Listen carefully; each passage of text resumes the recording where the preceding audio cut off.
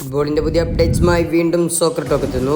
FIFA റാങ്കിൻ്റെ ആദ്യ പത്തിൽ ആർക്കൊക്കെയാണ് സ്ഥാനമുള്ളത് എന്നാണ് പരിശോധിക്കാൻ പോകുന്നത്.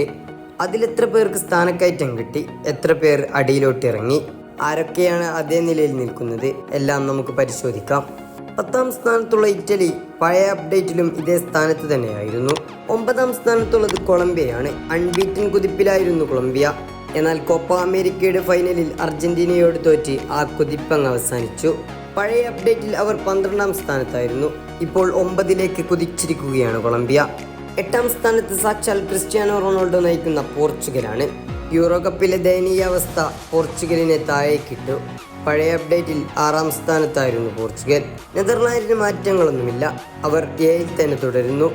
ബെൽജിയം ആകട്ടെ യൂറോ കപ്പിലെ മോശം പ്രകടനത്താൽ 3 സ്ഥാനം താഴേക്കിറങ്ങി.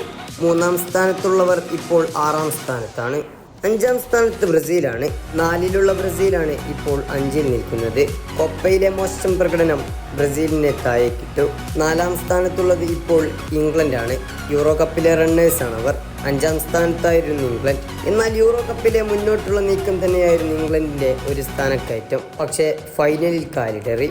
3ാം സ്ഥാനത്തുള്ളത് രാജാക്കന്മാരാണ്, യൂറോ കപ്പ് രാജാക്കന്മാർ. 5 സ്ഥാനക്കയറ്റമാണ് ഈ യൂറോ കപ്പോടുകൂടി സ്പെയിനിന് ലഭിച്ചത്. 8ാം സ്ഥാനത്തുള്ള സ്പെയിൻ ഇപ്പോൾ 3ാം സ്ഥാനത്താണ്. എന്നാൽ 2ാം സ്ഥാനത്തുള്ളത് ഫ്രാൻസ് ആണ്. അവർക്ക് മാറ്റങ്ങളൊന്നുമില്ല, 2ാം സ്ഥാനം തുടർന്നു കൊണ്ടേയിരിക്കുന്നു.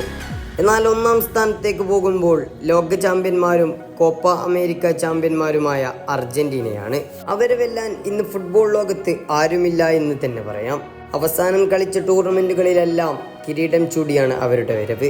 കോപ്പ അമേരിക്കയാവട്ടെ ഒരു തോൽവി പോലുമില്ലാതെ ഗ്രൂപ്പ് സ്റ്റേജും കടന്നാണ് അർജന്റീനയുടെ കിരീട നേട്ടം. അല്ലെങ്കിലും അത് അങ്ങനെ തന്നെയാവുമല്ലോ.